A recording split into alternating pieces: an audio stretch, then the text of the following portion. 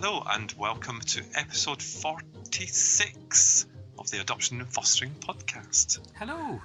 Every time I say the number, I'm like, are we at that many? 46. Have we done that many? 46. 46. Oh, we were so young and fresh-faced when we started, weren't we? We were. I was a I child. had no grey. I had lots of hair. How's things out?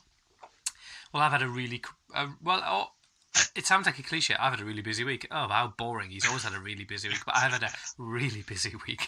So, yeah, we've released the CPV survey, which is it's such a blessed relief now. It's actually finally gone and we can let it do what it's going to do. So that's been good. Yeah. I've been down to York. I've been down to the Malverns getting my dog mated, which is a really odd experience. Oh, yeah, that was quite an odd thing that I saw. Oh, God. Did she fall in love? Well, he brought some flowers and some chocolates. A bottle of champers. And a bit of Barry White on. And so they fell in love for 3.5 minutes. Yeah, I felt emotionally violated by that experience. I'm not sure I'm ready to share with the group. Oh, it was pretty grim. Yeah. And you went up London? Yeah, I went up London to DFE, and that was really interesting. Yeah. And I came away with lots of food for thought. And I've been looking at the government's Vision 2020 for adoption. Vision for change, isn't it? 2020. Mm-hmm. So I've been looking at that, and I've been thinking about that. Really oddly, as I was walking to the meeting, I always like to walk. So I walked across Parliament Square, and I came around the corner. And there was the Children's Minister literally walking along the street. And, do you know when you in your head you're going, is it him? Is it him? It really is him, because he's, you can't miss him. He's distinct, he's got, this little goatee. And then he'd gone, and I was late for my meeting, and I thought, so there were so many things I wanted to say, and I didn't. I just bottled it. So I was rubbish. Really lame, that, isn't it? Well, at least you recognised him, unlike Tony Blair and Suddenly Mummy. That's. Well, exactly. I do feel that she's let the whole team down. She has. Yeah, big time. Because I remember that in 2000, I wrote a letter to Tony Blair about adoption. Ah, okay. Because if you look at your history of adoption, 2000, Tony Blair reignited a fire under adoption, and he sent a letter out to all adopters, of which I was a new adopter in 2000. Oh, right, okay. Yeah. Saying, we're wanting to jig up adoption, and would you like to join in? And I went, would you like to take part in a consultation? It was, 2000. So I wrote him a letter saying, yes, I would, and I think I've got a lot to say. And I got a letter back saying, nah, shut up. No, that's a good question now, because that happened then. Mm-hmm. And it was funny, I was going to mention that when Suddenly Mummy was chatting about it, but I didn't, because I thought that, you know what it's like when we chat to Suddenly Mummy, we have to get through so much, because she's got just so much interesting things to say, so you don't want to kind of distract her too much. She's a gold mine, that woman, gold mine. But then there was another kind of thing that I got involved in many years ago, because I've been to the DFE before my time of knowing you and being with Adoption UK and all that. Share with the group. And I went to a roundtable discussion with Tim Loughton. Now, what party is he? Because I'm not political, as you know. I just know that the first children's minister when the Tories got in 2010, I believe. Okay. 2010, yeah. So that would be about right then, yeah. Because I remember going to a round table at the DFE. What was the round table about? It was about adoption. Oh. And I think that actually was the start of the Tory kind of 2020 bringing together.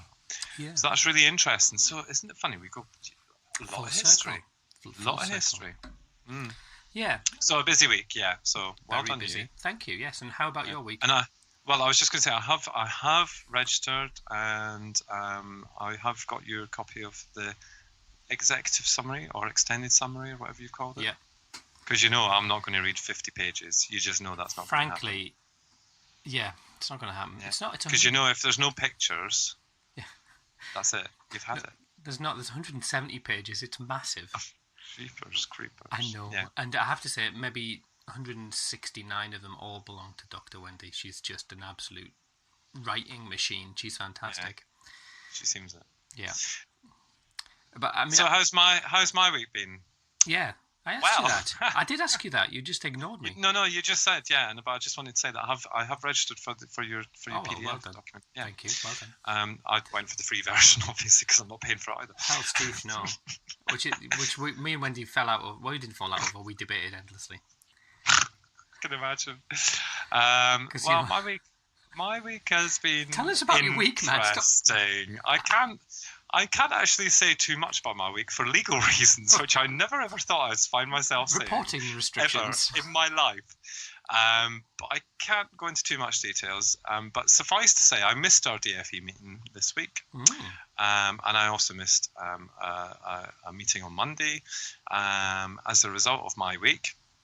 But yeah, it's been an eye-opening week, a new experience in terms of our adoption journey.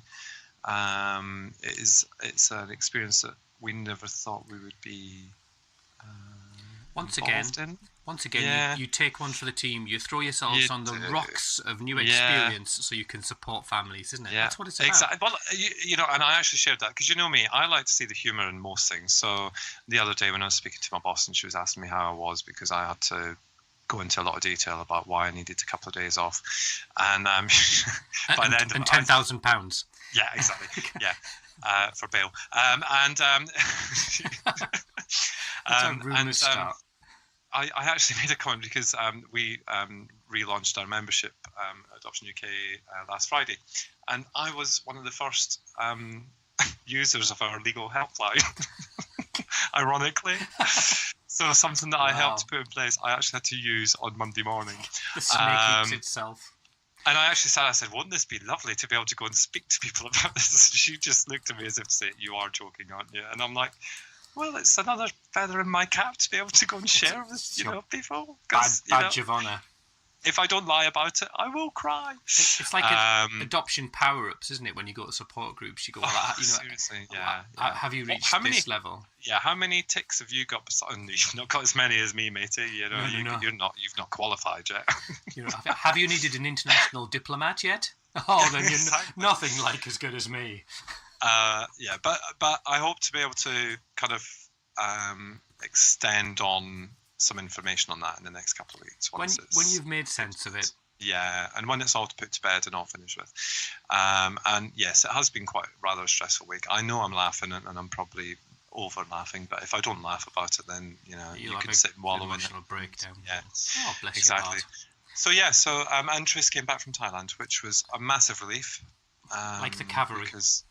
Because all that I'm referring to happened when he was away.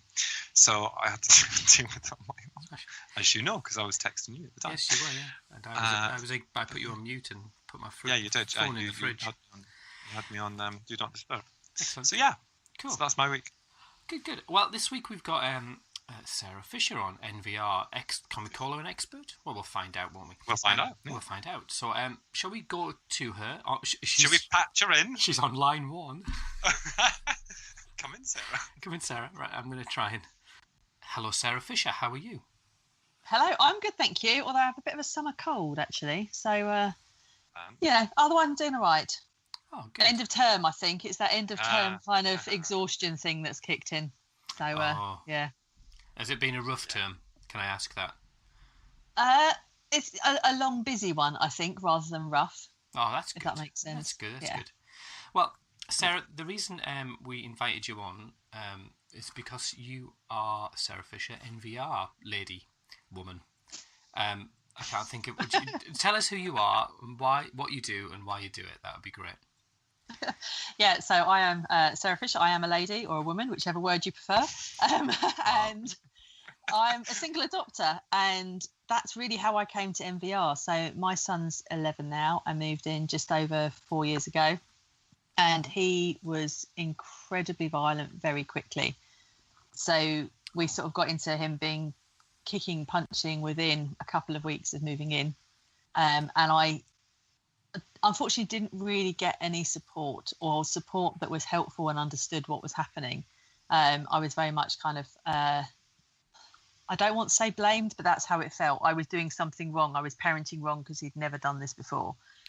Therefore, it must be my fault, it's tough when your child is being violent towards you, when you're then told it's your fault or you're made to feel like it is. It's really tough. Things got worse and worse and worse, to the point where I was covered in bruises from head to toe. I was being hit, kicked, punched, strangled, having things thrown at me all the time, literally daily. And just, to be honest, after about 5 months, I think the adoption was at a real risky point of breaking down, because I didn't know what to do. I couldn't cope. And I was terrified for my own safety. I was terrified for his. I kind of felt that clearly it wasn't working, if that makes sense. It wasn't the right match. And anyway, I then, after about 9 months, no, it was about 8 months afterwards, my social worker said, don't know if you've ever heard of MVR, but there's a 1-day course in London. Do you want to go? I was like, yeah, whatever, I'll try anything. Just, right. just can I stop you there? Because you've gone really quickly far forwards. And I think you've encapsulated a really massive range of stuff there.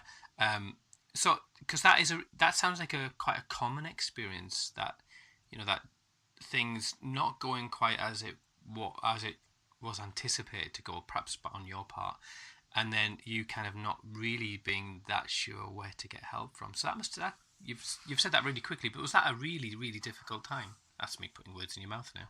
Yeah, no, you're right. It was, and I was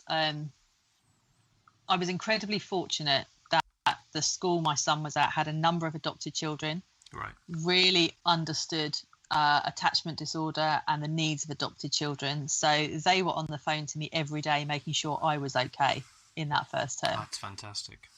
Unlike social workers who weren't quite as supportive, because they're just so busy. I don't think it was, and they didn't know what to do, if that makes sense. Yeah. So I think they were very busy. So yeah, I was very, very fortunate, but yeah, it was horrendous, absolutely horrendous. Mm-hmm. And I felt very isolated. I'm a bit pig-headed and stubborn, so I was a single adopter. I'd chosen to do this by myself, and I thought I should be able to sort this one out. And, 4 years ago, people weren't talking about CPV. It wasn't really out there. Yeah. So I didn't know other people were experiencing this behaviour. I think what you said something there that was really common is that often as adoptive parents, and obviously you as a single adopt, me as a adopt with my wife, that we work so hard to get to adoption, and we have to convince a lot of people. And we have, including ourselves and our families and our mothers and our fathers and all these different sets of people. And then when the wheels feel a bit wobbly, then we're kind of, like you said, that there's that moment where you go, oh crikey, I've just spent 3 years convincing everyone it's going to be fine, and it's not. And that can be really isolating, can't it, for a lot of people? Yeah, it was. And, I think particularly being a single adopter, I had lots of people telling me, or worried that I was not doing the right thing. So I had a career beforehand. I have a career now, but I had a good career. I had a really nice lifestyle. You're single, you can I traveled a lot. I did lots of things. So then to say, actually, this is really, really hard, and I'd underestimated just how tough it would be, and what I would experience was really hard. You're right. It was really hard. And I didn't tell very many people at all. Yeah. I think I could count 1 or 2 people maybe I mentioned it to, and they didn't know the full extent to it. I know I wrote a book about it, which I published a couple of years ago, and it wasn't until that came out, my parents knew everything that had happened. I still hadn't told them, because I didn't want them to see my son in a bad light. Because he's not. He's adorable. I have got the most adorable young man on the planet. I love him to bits. I didn't want them to see this other side of him. So I didn't really talk about it, because not that I was ashamed, but I didn't want them to see him in a bad way. So for me, I wanted them to see the lovely, kind side of him, not the harder side, shall we say. It's a really complex dynamic, isn't it? Because I know that when I have been honest with people, sometimes that's when they say, oh, well, they get a bit funny with you, and they sort of say, well, why don't you just give him back? And you go, oh, that's just, I know why you've said that, but that you've just given me another set of problems now. That's not in any way made me feel better. Yeah. I'm then in this position of defending indefensible stuff, and it just adds to a really complex dynamic, doesn't it? Yeah, absolutely. And I think until you've lived it or spent a lot of time reading about it, you don't understand it. And that's, why would you understand it? So it is very hard for people on the outside to think, well, why would you stay? Because actually, if it was a man hitting me, I'd have walked out a long time ago. I wouldn't put up with it. Whereas when it's a child, you do in a different way. Yeah, absolutely. Yeah. So you're right. Because you're rattling through your story. You're used to doing really short Facebook videos, aren't you? That's why. So you're like Mrs. to the point. She's answered all our questions. We might as well just finish now. Oh, it's an early night tonight for us, then, champion. We've rattled through it. Excellent. Anything else you want to say? No. Well, I was just going to say as well, just going back to what you said there about not. I mean, I guess it's that there's a dilemma there, isn't there? Because when it all first starts, so when you start experience CPV with a child as yours, etc. I mean, you shared it with a couple of people. I'm just trying to kind of relate this to maybe, because you're a single adopter and obviously Al and I are both in kind of marriage and partnership, whatever you want to call them. But actually, there was a point where I didn't. When we were experiencing CPV, we didn't acknowledge it as a couple because I think that we were scared to address it because of what the kind of outcome could be of that, and what decision or what challenges it might throw up for us as parents in terms of do we give up on them, or is one person thinking that is another.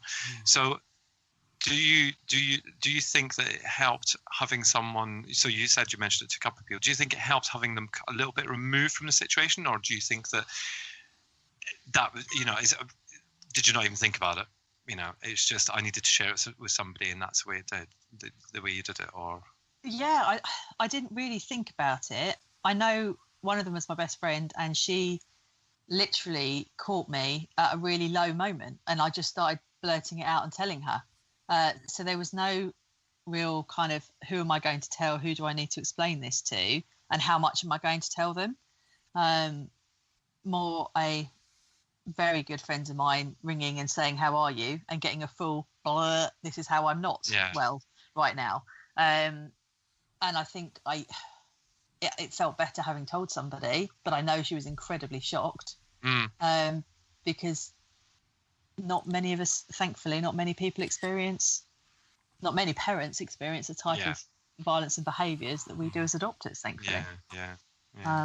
Yeah, I mean, no, it's really interesting because I always just wonder, it's hard enough dealing with it as a couple to deal with it as a single person, and not having that, after a while, not having that person who you could just go, oh my God, that was hell, wasn't it? That sort of thing, just not having it when it's happening.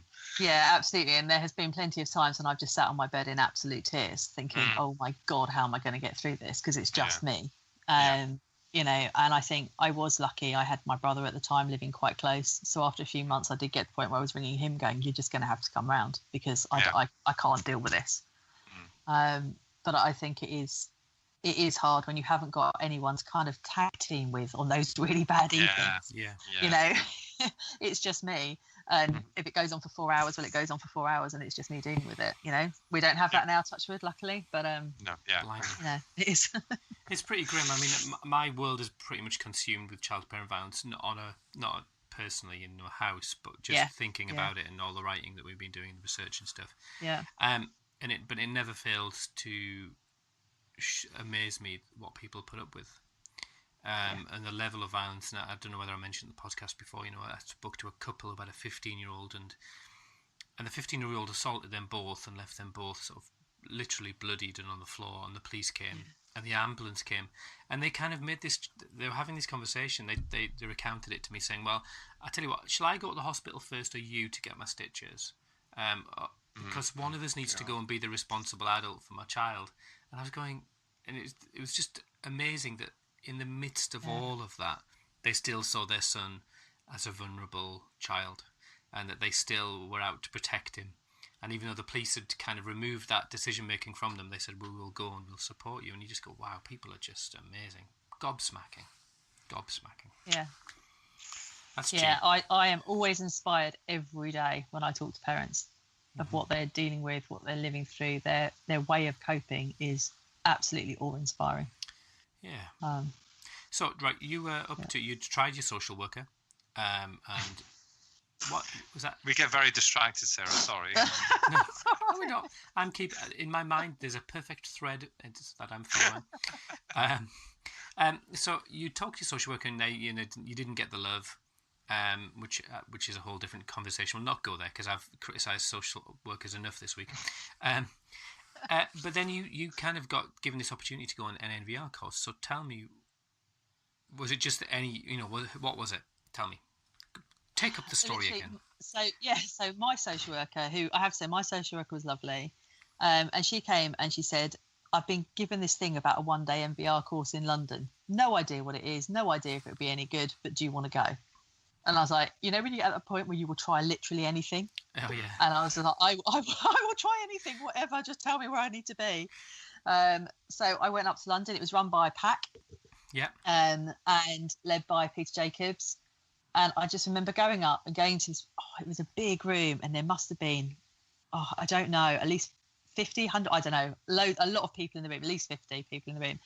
And I sat there all day thinking, this makes so much sense. Mm-hmm. It just, and also, how lucky am I that I haven't got a kid putting a knife to my throat? It's all relative, isn't it? It's all relative. And I came out thinking, my God, I'm lucky. And I was like, that's a weird thing to think. I'm being hit and I'm pleased that that's all I'm getting. And I literally just had one of those days where I just thought, this makes so much sense. Just finally felt like I found a way of parenting that might actually help and that made sense. And it was literally life-changing. So, I know a little bit about NVR, enough to be dangerous. That's all. And I know, Scott, we're on a similar level, aren't we? We've sort of talked to a lot of people, probably. So can you... Yeah. I know, sort of turning the clock forwards for you, as you now are a trained NVR practitioner. Is that right? Yeah. And so I know that you're quite active and you run sort of online courses and you do sort of online sessions with people, interactive sessions and seminars. Is that? I'm trying to think of the right word. So what would you describe them? Probably. I run them online. It's like a video conference. So it's a bit like, it's literally like, I don't use Skype, I use Zoom, but I get all up to, it depends on the course, say 6 families, and we will talk through a different aspect of NVR. They get to say, this is my issue, how do I use it? And we'll talk through and make sure that they get personalised help and support. Right. So that might be a one-off session or part of a group programme. Cool. Imagine we know nothing. It's a big stretch, I know.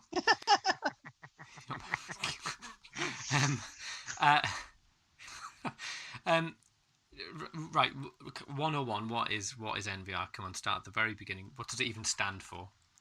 Okay, so NVR stands for non-violent resistance, which, I'll be honest, is not a name I love. I'm not, it sounds like you're trying to avoid violence, which you are, but you don't want to be violent as a parent. But anyway, it was originally created and used by the likes of Gandhi, Mandela, Martin Luther King, people like that, to bring around socio-political change, which was obviously they achieved a lot. And then Professor Haim Omar, who is Israeli, he adapted it to work within family settings. So to put parents back in charge. That's totally random. Yeah, it's a random leap, isn't it? Real leap. It's a real leap.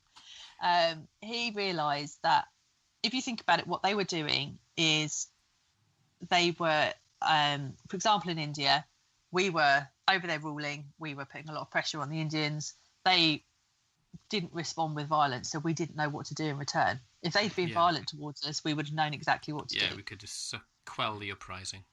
Yeah, and in some respects, our children are the British. They're going to be violent. They want a certain response from us. When we don't respond in that way, the child doesn't quite know what to do. Yeah. So they respond differently. And he adapted NVR to work within a family setting. And over the years, since he originally created it, it's been continually adapted. And it came over to the UK 14, 15 years ago now. Right. And is very much relationship-based. So it's all about creating that connection and the relationship with the child. And the opposite to traditional parenting. So there's no rewards and consequences.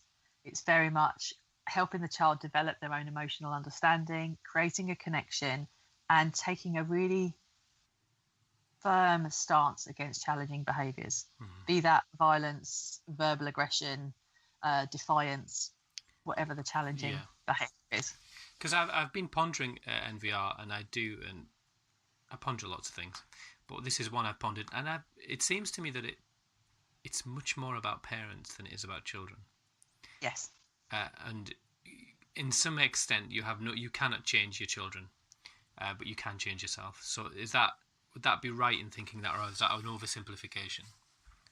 No, I think you're right. And the parents who are willing to make the changes to how they're parenting, and sometimes it's really minor tweaks and sometimes it's really big changes depending on how they're parenting, will see results. And we all know that when you change the way you interact with somebody, you get a different response from them. That's the same whether it's adult to adult or adult to child or child to child. You're going to get a different response. So when you respond to their maybe violent behaviour in a different way, they're going to change how they respond to you because they don't get the response they want. Therefore, they can't feed off it and keep moving forward. And I think that's the bit where MVR can be really hard for parents, because it is about them changing how they're parenting as opposed to fixing the child, if that makes sense. No, that makes a lot of sense. And I think that is very countercultural, isn't it? Yeah. Yeah. And I was talking to someone recently in relation to styles of parenting, and it doesn't fit into the standard, authoritative, authoritarian, permissive parenting. It's somewhere else that it dances around those, but it's not one of them, is it? No, and that's what I hear so often from parents. This feels really hard. This is totally different to how I was parented. Some people will say it's the easy option, it's the soft touch. And I'm like, no, it's quite hard. It's not. You're not letting your kids get away with it. You're dealing with it, but you're not putting them on the naughty step, or you're not grounding them. That's the difference. You're actually, in some cases, or often talking to them about what happened afterwards. And it's a heck of a lot harder sometimes to talk about what you did than it is just to sit on the naughty step for 10 minutes and go, oh yeah, I've been really naughty. Okay, fine, sorry, carry on. And I know that a lot of dads I work with find it harder. I think because it's more talking about your emotions and not quite being that authoritarian dad thing. She says possibly being sexist, but that's what lots of dads are saying to me. Probably not. Well, I couldn't possibly comment being a social worker, but I probably would agree with you, being a good vanilla social worker that I am. Well, that is a really interesting point, because I think that there's a societal expectation on dads, isn't there, as there is on mums, and when you're not that, then that can be quite tricky. I don't know whether you've experienced that, Scott. I know I have, that there's an expectation that I behave in a certain way and that I have control of my children. And when I don't have control of my children, or I'm choosing a different path. I'll give you a good example. There was something happened at football recently, and a bit of a fracas on the pitch, and my daughter unravelled. And I tried to intervene, and she started to get really quite verbally aggressive with me. And I knew that at that point, that's the point where I stepped back. And every parent watched and went, and you can see them all thinking, what the hell are you doing?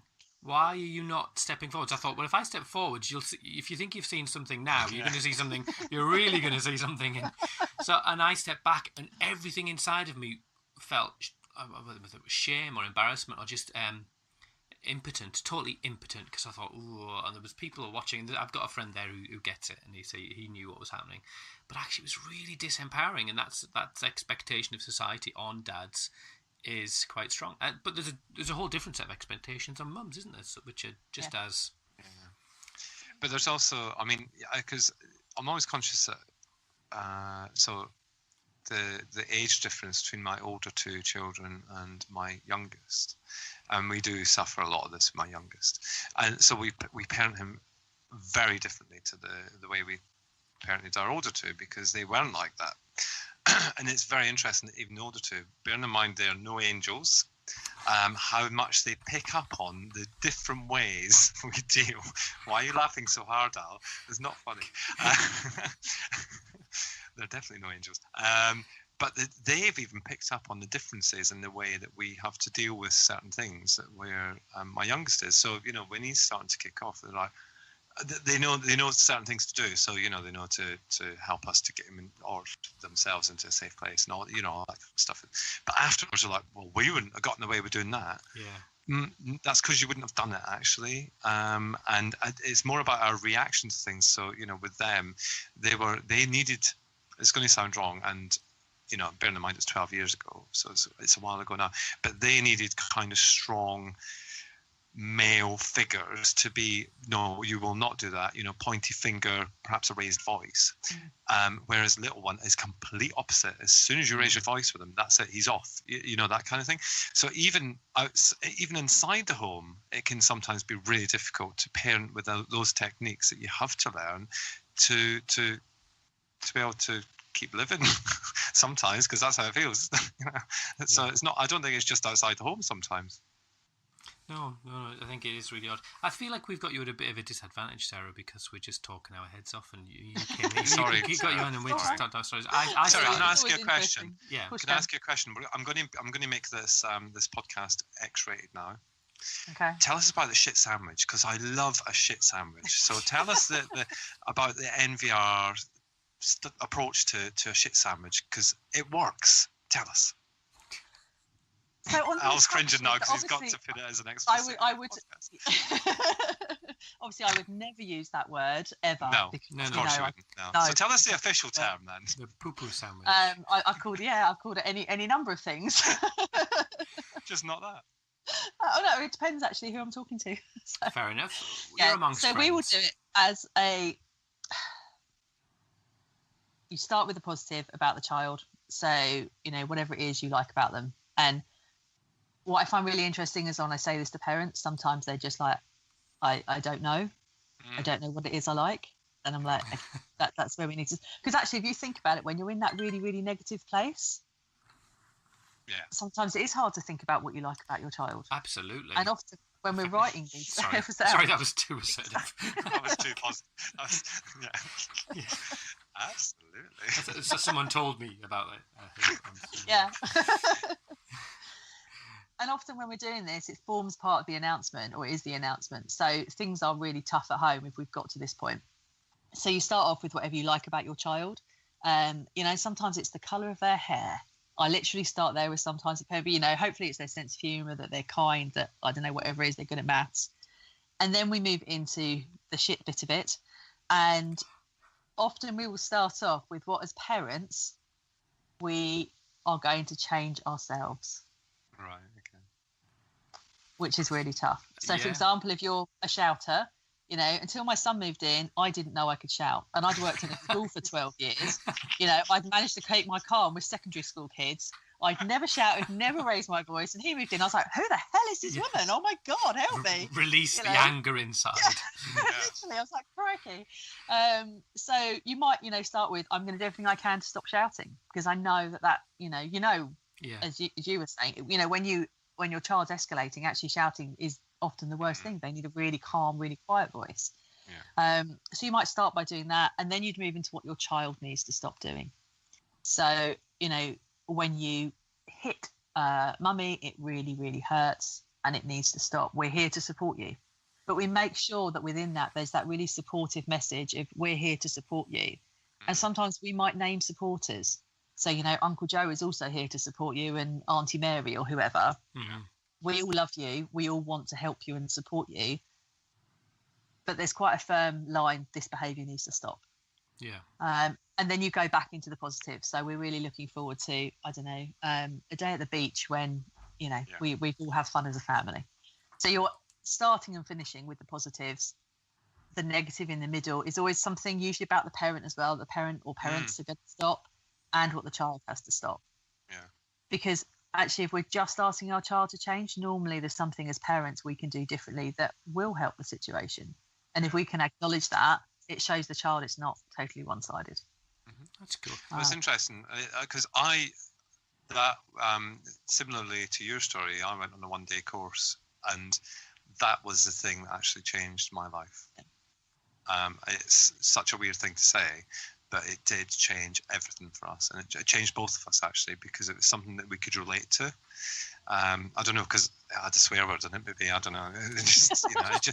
But we could relate to it. We could see how we could actually make some changes, and we didn't just use it with the younger child. That was the intention, to go along to this NVR to stop what was happening. and in actual fact, it works with all of them in one way or another. And I find myself using it in day-to-day life as well, which is quite bizarre because it's not with your staff. With you, you mean? Yeah, your staff. Oh, you're lovely. But yeah, I mean, it literally has. It's don't get me wrong. There's other stuff that's contributed to the CPV stopping, but that was the kind of catalyst for us really understanding that there's a different way to do things. So, I just think it's something that it just works for us. It does, absolutely. And I think the beauty of MVR is you can use it in everyday life. You can use all of it in everyday life. Yeah. And if you can teach your kids how to de-escalate a situation, or how to show someone else they care about them, or how to raise their presence and look after themselves, and those are life skills that all our kids need. Yeah, it's good stuff. You can use it in any environment, and I think that's when it starts becoming a way of life, which it has now for me. That's just how I live my life through the MVR principles. Then actually parenting it, I'm not thinking, am I parenting in the MVR way? Because I know I just do it naturally most of the time. My halo slips, obviously, occasionally. Yeah, quite a lot. I mean, it's a bit of a disadvantage because we're asking you to explain what is quite a comprehensive kind of paradigm shift, and we're asking you to bottle it into 10 minutes while we keep interrupting you. Which, so, hang on, my camera, that's a bit odd. Oh. That just did that. My webcam just... That's actually better because we can't see his... All right, thank you. Close, so, yeah. Oh, thanks, Scott. You make me feel so special. Damn, I didn't use the NVR approach for that one. No, you didn't, did you? Like, that's better because you... Yeah. Well, I like you, Scott, because you make me feel good about myself.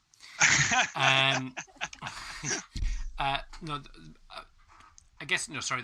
What I was saying was, it's not. It doesn't seem fair for us to get you to try and encapsulate the whole NVR approach and that paradigm and that whole way of thinking in this really short gap, this short podcast. So we do have some questions, and I guess where would people go if people want to know more and people are thinking, actually, this sounds like something that would be really helpful. I guess rather than ask at the end, we'll ask now. Where should people go? I mean, how can they get in touch with you or other people? Yeah, so in touch with me, either through my website, which is sarahpfisher.com, or I've got a Facebook group. So I teach it in there every day. I put a tip around MVR in there, and they can obviously ask me questions in there as well, which is Connective Parenting Using MVR, and that's on Facebook. Cool. And obviously, as you know, I'm on Twitter as well. Yes, so we're all on Twitter. We're all on Twitter. Slightly too much. Some of us, Scott. Yeah. Yeah. We've got a couple of questions, and it links a little bit to what you were saying about in relation to children and helping them to think differently. And it's from Emma Atkinson, who asked, this is quote verbatim, is there a way that NVR can be used, adopted, to suit the needs of a child who has a learning difficulty or autism? Because of the crossovers with FASD and attachment difficulties, there are often some of these factors or features alongside aggression and dysregulation. So I guess the question is, if you're talking about applying NVR to a child with normal cognitive abilities, that's one thing. But what about a child who perhaps has an inability to perhaps cognitively work that stuff Understand through? It. Yeah. So the short answer is yes, it's absolutely adaptable. MVR is a framework that we use and adapt to suit the needs of every child and every parent. Right. So there is no one-size-fits-all strategy. And I would say probably 80% of the parents I work with have a child with attachment disorder, ASD, ADHD, fetal alcohol syndrome, something in, some sort of neuro. They're not neurotypical, for want of a better phrase. Yeah. And we make it work. And I think because it's not a one-size-fits-all, you can adapt it to meet the needs of the child.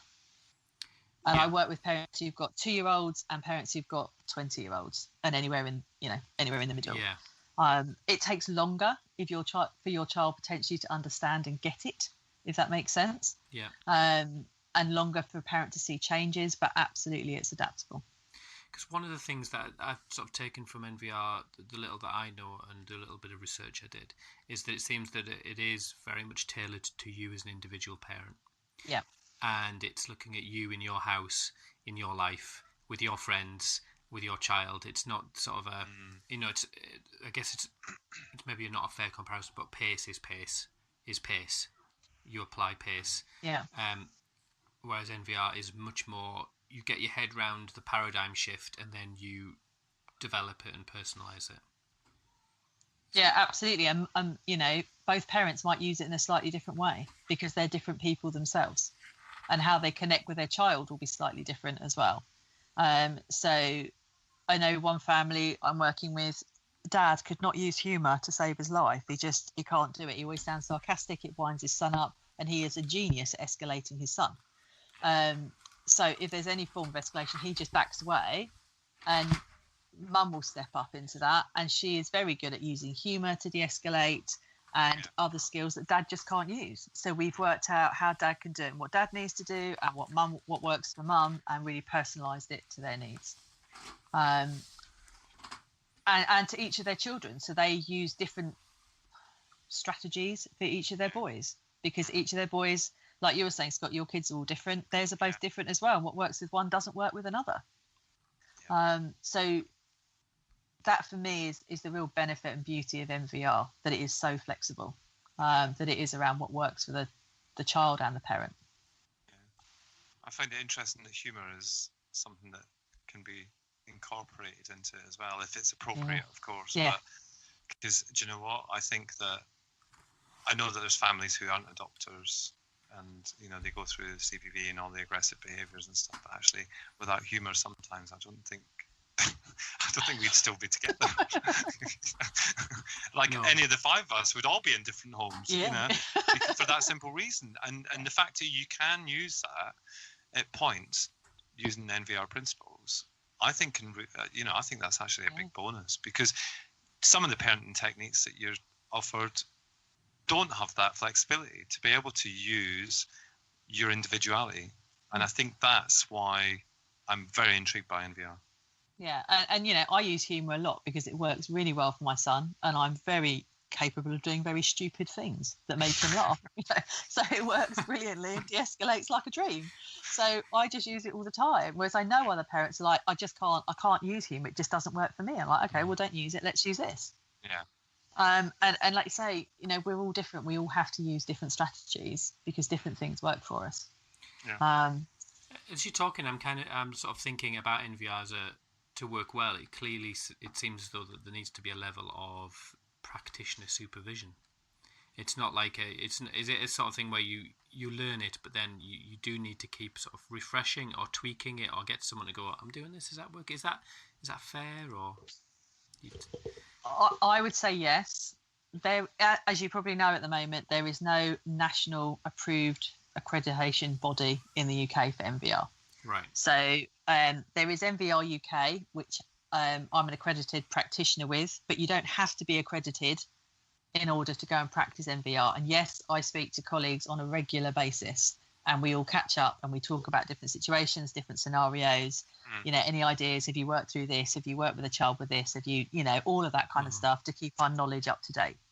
And with some colleagues, I've set up a social enterprise, the NVR Practitioners Consortium, with that intention of making sure we're supporting other practitioners and providing training and putting all of that out there, because it's not really out there. But I was thinking more, I mean, that's great to hear, and that's really that's interesting to see that, because of its age, really, that it's still a developing model. It is very much. But from your level of practitioner down to parent, is it that there's in some ways you can go on pace training? I'm sorry to keep referring to your competitor. Boo hiss. Stop saying pace. Stop saying it. Actually, you can use pace as part of NVR. I like what you did so there. I will use pace as part of de-escalation, and I will talk to parents about using those skills and building their presence, so it fits in. But I guess you learn pace and you've learned it. That's it. Yeah. Whereas NVR, is there an element of the parent is dipping back into the trainer, and they need that continual someone to tweak that, and so it develops into almost like a support network? Yeah, absolutely. I think you do. And as your child gets older, obviously different challenges come up as well. So you're like, how do I deal with this? So I know that parents I work with, I stay in contact with. So whenever I've worked with them, I provide a monthly drop-in session where they can just turn up and ask me any questions they want. I've got obviously various Facebook groups, the open one, I've got a closed one just for clients who can ask questions. And I always say to every parent I know or I work with, I am contactable whenever you need me in the future. So if something comes up, just give me a buzz and we'll talk through it, because you're absolutely right. And because it's such a different way of parenting, it can be easy to fall back into other ways if you're going through a tough phase and everyone's saying just be harder, just be stricter, just do this, just do that. And sometimes they need to just reconnect and say, okay, what are we not doing? Or we just need a bit of reconnection to get back into it. So I think that ongoing kind of availability of support in some way, shape or form is really important for parents. So I've realised that, it's really made me think quite differently about the whole NVR thing, because I wasn't cynical, but I always saw it as a tool in the parent's tool belt, as one of a range of things. But the way you're describing it, it's more of an underpinning that you build other things onto, which kind of makes sense. That these basic principles that are very compatible with PACE or the triple R thing and all the thousands of different models of parenting. Yeah. Well, that's really interesting. I have another question. And this, do you want to ask it, Scott? Well, I mean, you've obviously got a lot of oxygen to expel tonight, but if you want me to ask it, I'll ask it. Go on then. No need to be rude. Sarah, he sends me messages saying, you need to speak. I can't get a word in half. Yeah. And then I get a message from your partner saying that I speak too much. Oh, really? Anyway, we won't have a domestic private message. Especially with a guest present, seriously. So the next question is from Hushabye Mountain. And the question is, thinking about the NVR baskets, I need to be better at this, but ours seems unable to cope with any demand. But if I put it all into baskets, are we drifting to neglect, e.g. not washing, eating meals, dressing, going to school, etc.? Explain the baskets to us. To start with. So in NVR, we have what we call baskets, which is obviously a really self-explanatory term. And we're basically prioritising the behaviours that we need to deal with. So I always say to parents, write down everything that annoys you, is unacceptable, all of those things. And some people, you can literally see steam coming off the paper as they're writing this list down. It's terrifying as the list gets longer and longer and longer. And you're like, oh my God. You can tell who the OCD control freaks are in that. Totally, absolutely. And then we go through and we have 3 baskets. So we have our small red basket, which is our highest priority items. And I say to parents, don't put more than 2 things in there. And you can't lump together things trying to get more things in the basket. So, if you've got CPV, that would 9 times out of 10, that's going to be in that basket. But you can't add table manners because table manners link to CPV. That's not going to happen. So you put your 2 key priorities in that top basket, maximum of 2. You then have your amber middle basket, which is your kind of middle priority behaviours, and your big green basket. And the green one is your low priority things. And on the whole, they are things you are going to ignore for now. Yeah. Now, obviously, when I say that to parents, the look on their faces is brilliant because they're like, ignore? What? Are you kidding me? No, you ignore those things for now. And they'll do everything possible to not put anything in the green basket. Everything's got to be dealt with. Yeah. But what we're doing is splitting it so that we're taking some of the pressure off us as parents and actually the pressure off our kids. Because if we're constantly picking at them all day, don't sit at the table like that, don't eat your dinner like that, put your socks on there, don't do this, don't do that, don't do this, blah, blah, blah, blah. All they're hearing is negative pick, pick, pick. And as parents, we're getting more and more stressed because this perfect life we think should be happening isn't happening. Some baskets. Big baskets. I think when people are putting things in the baskets, it sounds as if there's a bit of confusion as to how we're doing things. So I'm not saying, to your child, make your child shower clean their teeth. Of course they need to shower clean their teeth.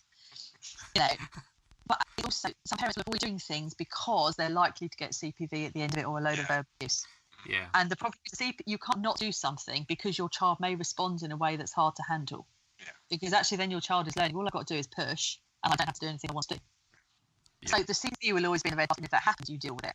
You de-escalate it, and then afterwards when things are calm, you have a diverse conversation and talk about what was going on to help them learn, understand and change their behaviour in the future. things like cleaning their teeth might be in the amber basket, might be in the green basket. You might put it in your green basket and say, actually, if you don't clean your teeth, the natural consequence is that you can't have sugary foods the following day because you can't do it. So therefore, you're not dealing with it, but you're saying if you choose not to do it, there's no sugary treats tomorrow because, you've got to look after your teeth. Mm-hmm. And I think what parents think is that if I put it in the green basket, I'm not dealing with it, I'm ignoring it, therefore they're getting away without ever showering. Most kids are going to get in the shower at some point because they're going to start smelling if nothing else. Yeah.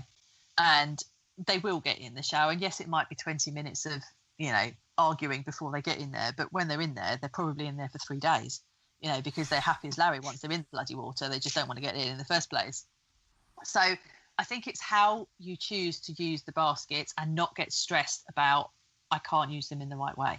So your red basket behaviour you deal with every single time it happens. So if you've got, violence in there, every time there's an escalation and you get violence, you will talk to your child afterwards, you will de-escalate it, and you will move on. Whereas items in your green basket, if it is, I don't know, eating your baked beans with your fingers at the table, you're just going to ignore the fact they're even doing that because it really isn't important in the grand scheme of things at the moment. Yeah. And yes, as a parent, that can be really triggering and really, really annoying. But actually, if you pick it up and deal with it, you're more likely to create an escalation that leads to your red basket behaviours because you're starting on that escalatory trail because you're starting to get wound up about it. You then respond, they start to get wound up, and then you start triggering each other. And you end up moving from kind of green basket, eating fingers, you're using your fingers to eat your baked beans, and the next thing you know, you're at CPV at bedtime because you've started all getting wound up as the day gone on. It's really interesting because when you're saying that, it all comes back down to the adults, doesn't it? Yeah. Because it's like in the cold light of day. Sorry, Scott. Shut up. No, I interrupted you. Sorry. No, but in the sense that it's easy in the cold light of day to say, I will not get triggered by that. But the one thing that pushes my buttons like nothing is slamming doors. I just... And I know... It's like Triss is the same. Triss is the same. It triggers something in his childhood. I know I'm being triggered, and it's... I mean, I kind of cope with it now by sort of like biting my fingers and rocking in fetal position on the other side of the door. But it's really odd, isn't it? Because I think you've got to then you have to have a level of self-awareness. Right, okay, I am triggered. So again, we're coming back to adults, aren't we? We're coming back to this only works if the adult gets there, sorts out their own crap, basically. Yeah, absolutely. And, it's the first thing. Whenever I start working with parents, the first thing we look at is self-care and understanding ourselves and understanding our own triggers. Because, as you guys know, when your child is escalating, if you're tired, exhausted, unwell, stressed, it's a heck of a lot harder to stay calm when they're escalating and an awful lot easier to end up shouting at them without meaning to. Yeah. It's just so if you're not looking after yourself, you can't stay calm and you are more likely to be triggered. And it is... why does X behaviour trigger me? And sometimes it's because, as a child, you were told you must not do that and you must behave like this, and your child isn't doing that. And so that triggers you. And other times it is simply a noise that you just find really, really irritating. But that is about us needing to understand and manage our own triggers. And if we want our kids to be able to manage their triggers and learn how to not respond in certain ways, we've got to be able to do the same, surely. Absolutely. That's right. I was laughing. Interesting, though, because I'm thinking about all the things that my especially my 19-year-old does to wind me up because he knows they trigger me. So because I have that misphonia thing where I honestly cannot bear anybody eating next to me. Even the slightest chomp makes me just want to punch them straight in the throat. And he does it with a cup of tea, or even like a glass of squash. He'll slurp it because he knows it really, really gets to me. But I have to control myself, so I have to look away. But he knows it's got me because he can tell just by my reaction. So he keeps on doing it. And I'm just like, I will punch you in a minute. I really will. No, I wouldn't. But, I can't wait till you come to my house. Oh, I know. I've got you now, haven't I? Yeah, you have. You have. Well, that's really and the basket thing as well. I was just going to relate to the basket thing to something that potentially. No, I was going to say normal people. That sounds wrong. So people who raise their own children, so biological children. I always relate this to. I know. I always relate it to all the similar terms, kind of don't thing. you? You know, when someone's had their 12th child and they're like, I really couldn't care anymore. Do you know what I mean? It's like it's a similar kind of relation, and from my eyes anyway, where the red basket and the amber basket and the green basket, actually, first child is treated very differently to the third child as well. Yeah. Because actually, that green basket, actually, my green basket is overflowing. And there's a lot of stuff, and I don't mean that I'm never going to address it, but what I mean is there's a lot of stuff with third child that actually is not a major issue for me right now, because I've seen that actually child 1 and child 2, just because we focused on one specific issue, it made absolutely no bloody difference actually. But actually some of the things that we didn't maybe focus on because they were in, everything was in the red basket. So I guess it's about, from what you're saying, it's about having a realistic expectation of yourself and your child as well, because you're not going to change everything about them. You really aren't, or about yourself actually, for that matter. You're not, and we know that often when we put things in the green basket, our children know what triggers us. Exactly like you said, eating noisily. If we stop being triggered by it, they'll stop doing it half the time, because they're like, well, this isn't getting a reaction, so there's no point in doing that anymore. You've not met my children. No, I have. But, I've got a restraining order out. Quite often we will start to see those green basket behaviours, and some of them are like table manners. And we know when kids are at somebody else's house, they can usually all eat really well, can't they? It's just at your own house. They're like, whoa, let's throw the food around, let's do all this stuff. And it triggers us, but actually we don't need to deal with it because it's not an issue. I mean, I work with a lot of birth families as well, and you're absolutely right. They do treat their kids, by the time they've had like them on 3 or 4, things are really different. Yeah, it is. Yeah, and I mean, at Al's house after 6, he doesn't care. Why are you laughing, Al? What is so funny? It's just the idea of Al's got a bit of the giggles. It's just the idea of you having a restraining order on my children. Yeah, well, you know which one it is as well. I can tell you that one. You do. Probably the same one you've got one on. my lawyer says I can't comment. Oh dear. Oh, sorry, it's been a long week. I have to If anything, we've given the listeners something to laugh at. Which is always a bonus. Always a bonus. Always a bonus. I have to say, the more I'm talking to you, the more I'm coming round to NVR, because I wasn't cynical, but I kind of didn't necessarily. I think that the NVR comes with friends for life, which I think is really fantastic, because that sort of supervisory relationship is something that parents could often really benefit from. And often I've been in conversations when we've been up to the DFE, and I think Scott's probably been there as well. And I said often adopters want supervision, like a foster carer would get. You want someone, a social worker will come round, or anyone will come round, and they'll be able to talk through the stuff, and someone to just guide them in the right direction and make sense of stuff and let them offload.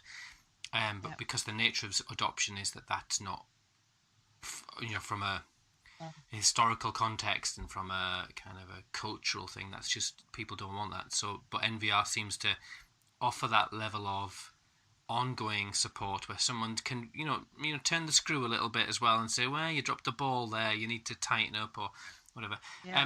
There was one other element as I was reading about NVR this afternoon, the sit-in. Tell me about the sit-in, because I was reading that and I was thinking, it sounds like I can almost see Gandhi doing that at my house. My children would break Gandhi like a dried twig. If we could just he did do a sit-in, and that's where it came from. Exactly.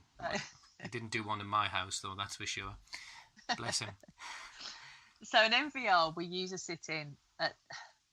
It comes with the announcement. So there's all the relationship side of NVR, which is where we focus first. We put all our energies into building the relationship, creating the connection. And then if the behaviour is still happening, we will then do an announcement and a sit-in. And I know that 70% of the families I work with never get to this stage of NVR because they've managed to create everything with the relationship side of it. So is this those with older children are more likely to need it. So is this red basket? Is this like the red basket behaviour that kind of? Yeah. So if you can't reduce the red basket behaviour purely from the relationship stuff, so raising your presence, de-escalating them, showing them you love them, those things, Then you would go on and do a formal announcement, which is the sandwich we were talking about earlier, in a very formal way. You would do that once on one of your red basket behaviours. So, for example, violence. Yeah. If the violence carries on, you then move on and do a sit-in. And you do it on the same behaviour. And the announcement you do once, whereas a sit-in, if you need to, you can repeat as many times as you need to until it has the desired effect. And we would normally do it in the child's bedroom. I say normally, there'll be situations, obviously, when that's not appropriate for a variety of reasons.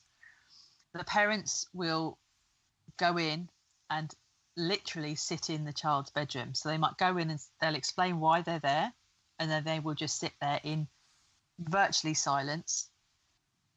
Hopefully the child is thinking about their behaviour and thinking about how they can change it and taking it on board, and is going to come up with a solution or something they can do differently to stop said behaviour from happening again.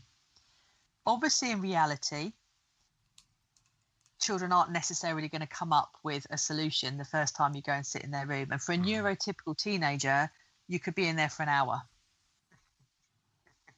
Yeah. Yeah. Well, no, you time it. So you just stay in there for an hour. You're not in there for 3 days, because otherwise you could be in there like a long John time. The smell. Oh, yeah. I know. But like John and Yoko Ono having a sit-in. Yeah. So it does need to be planned, because you need to be. You certainly don't go, we've had a big escalation, bang, I'm walking straight in and doing a sit-in. It needs to be planned, and you need to be calm to do it. Because if you're going to go and sit in a teenager's room for an hour, you've got to be pretty calm to regulate yourself to do that. And you need to think about where you're going to sit. You know, there's loads of basics to think about, because not all teenagers have got chairs in their room you can go and sit in. And you don't want to sit on their bed because you might have your back towards them. You can't sit on the floor, those kind of things. You need to plan it. It is very effective in terms of really showing your child that you mean it about the behaviour, really actively resisting the behaviour. So it is very, very effective. I mean, it does sound like it's the not the extreme's the wrong word, but it's it's where things have gone so far and you're not getting any breakthrough. So it does sound very, this is it, right? Yeah, absolutely. And I know some of my colleagues will call it like the big guns of MVR. You know, when you get to this stage, you really are very, very serious that actually the behaviour hasn't changed. A lot of the parents I work with, children primary age and younger, very rarely get to this stage of needing to do this formally. I would say it's more often teenagers where the behaviour has often been going on a lot longer. And actually for the parents where they've been parenting in a different style, it's much harder for them to change their parenting style as well. Yeah. And the child's like, I've done this for ages, I'm not stopping, why would I, kind of thing. So it's more kind of entrenched in the family's way of life, and therefore it's harder to change. But when you need to do it, it's very, very effective. I think I used that this week. Oh, yeah. There you are. Without even knowing about it. What the Cambridge Although I had to set my butt on the floor, though. But never mind. I should have planned it. You see, I didn't have that. Didn't plan it. There you go. Yeah. That's a mistake you made. Anyway, yeah. No, it's interesting because I think there's been times where I've not done that, but there's an element of actually. There's sometimes we do it on a subtle level where we probably just go, actually, I've asked you to do something, you're not doing it. I'm just going to hang around. I'm not going to be non-threatening, non-violent. I'm just going to hover. And sometimes that sense of there's no aggression. There's, like you say, you've got to be in the right place for all this stuff, haven't you? And so again, it comes back absolutely. To parents, doesn't it?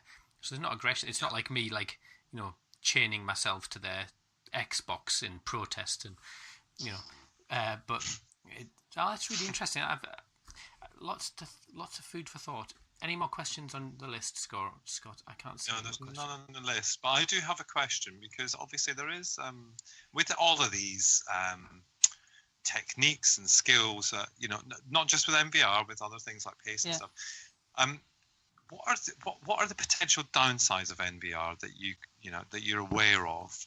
I'm not saying there are any, but I'm just saying, if there are any, what's the other option if something doesn't work? They're not doing it right, is what you're going to say. Yeah. I think it's really hard to find a downside, because if one option doesn't work, like you try and use humour, for example, there are loads of other ways of de-escalating. So I will always say to parents, don't rely on one option, because what works on a Monday with your child won't work on a Tuesday, because the reason for them escalating is different and you're in a different place. So you have to have a whole variety of things you can use. And I use a lot of sensory and touch, because that works for a lot of children, that kind of sensory input when they're escalating. And so if it's not working, let's tweak it and make it work, because there's always something we can do slightly differently. And that's the same for me. I always come up with new ideas and things that will work for my son, and things that just stop working because he's got that bit older now. But so what worked 3 years ago doesn't work now so well. But even that is a for a lot of people, that's a paradigm shift, isn't it? Well, we do it this way.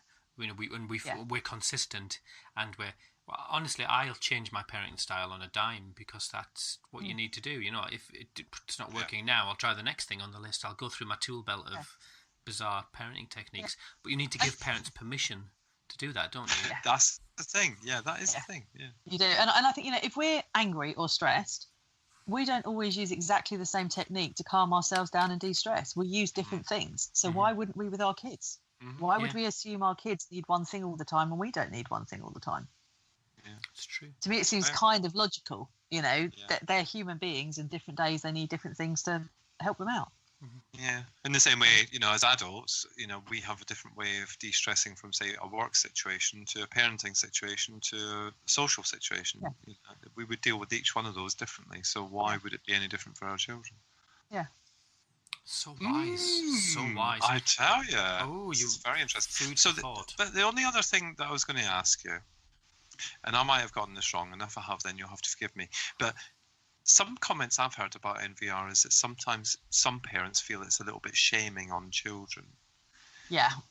Okay, so I've not got that wrong. So that's good. So, no, you haven't. I think there is. But what's the explanation behind it? Because I don't think it's meant to be like that. No, it's not meant to be shaming. And I've spoken to some parents, and what they've told me from what they've heard in training, I totally understand how they've got that feeling of it being shaming. Okay. I think there are different practitioners teaching it in different ways. Some take a much harsher line. I'm very much, having lived it, I take very much a relationship-based approach to MVR. And there is a big group of us in the UK now using that much more relationship approach. There are some practitioners who are very harsh, and I can see how their approach could be conceived as being shaming. I think when it's come up for me, when people have said it's shaming, it's around getting supporters in, usually. So telling other people what's happening and getting their help and support. So depending how you do it, I know one parent said to me she'd been to a training and they'd all been told, she'd been told, or they'd been told to get all the neighbours round to have a meeting in their living room and tell the neighbours how their child was behaving. And I was like, no, don't do that. That's really shaming. Yeah, crazy. And she was like, well, that's what she was told to do. And I was like, okay, I can understand that's like an intervention, isn't it? It is. And I think, but some practitioners are taking that very interventionist approach. Now, I wouldn't go near that with a barge pole.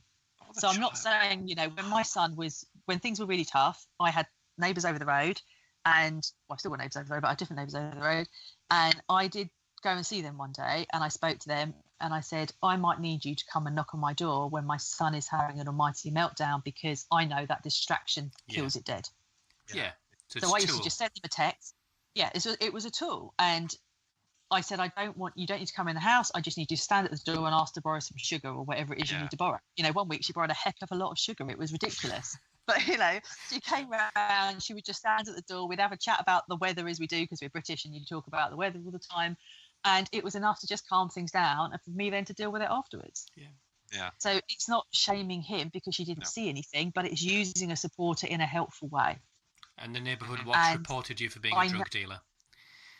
Yes, yeah, absolutely. See, but I think that's a really reasonable explanation of what levels you can do it to. So I think I feel better about NVR having heard what you've just had to say there,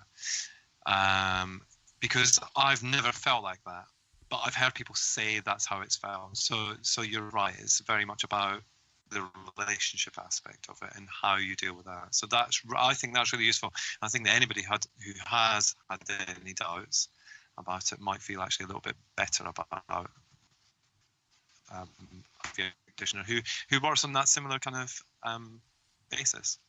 Yeah, absolutely. And I think picking up on what we were talking about earlier about that ongoing support as well, I know that particularly if you've gone through a course through your LA, for example, they don't tend to offer that ongoing support. It's not there. It's you go and do your program and then you're done. You get 6 weeks or 10 weeks or whatever. You need to create that support network. Yeah. And that's it. And you don't get that ongoing support because sometimes, we're all human. You do something for a bit, you fall out, you forget to do it. Then you start doing, and you're like, actually, how was I doing that? What was I supposed to do around that? And you don't get that ongoing support, which I think is absolutely critical to help parents. And I still use it now as a parent. I still talk to colleagues and go, what do I do with this? But that's and really I think interesting. That's absolutely vital for parents. Because that links into a paradigm of we are fixing children, isn't it? That we are resolving children's issues. And you gave a really interesting number there of 80% of the children that you, or the 80% of the people who you work with, they're children. You talked about having sort of neurodevelopmental disorders or cognitive impairments, or being part of that world, which links into the report that I've just released today. Back to me. You plugger, you. No, look, but that's what we found. We found at least 2/3 of children who displayed violent and aggressive behaviour. There was no intent. There was not a cognitive choice. So the idea of giving you a 6-week course, you aren't going to fix this. These children cannot be fixed in that sense, but you can keep them safe and you can create an environment where they can thrive and flourish and grow. Yeah.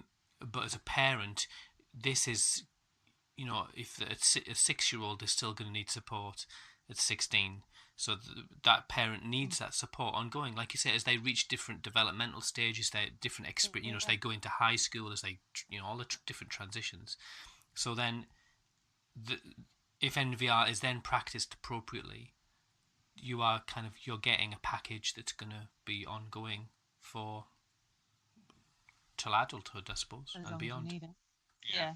And realistically, I did the 1-day course in January and the violence stopped completely in September, which is 3 years ago this coming September.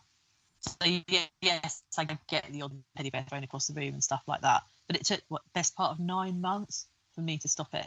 So the idea you can stop it in an 8-week program is just not feasible in most cases. Obviously in some, if you've got a 3-year-old, you might well be able to solve it. And I've seen families change very quickly when their children are very young. But it's not going to resolve itself in an 8-week course.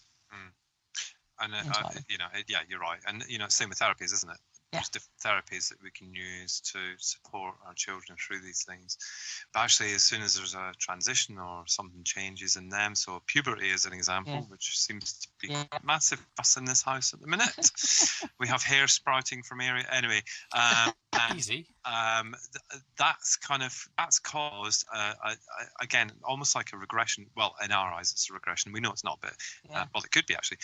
To 2 years ago when we used to experience it again, it's not as often, but it's still bubbling under the surface every now and again. And you have to remember that you just have to adjust your techniques to fit what you did 2 years ago. Yeah. But for someone who's that bit older now. Yeah. Absolutely. And you've got getting so many parents at the moment who kids are transitioning to secondary school in September and all over the place. Yeah. And they're like, oh, you don't go back where you were, you're forward, but you're just having a really rough patch right now. Yeah. And if compared to the times, actually, I bet it isn't as bad as what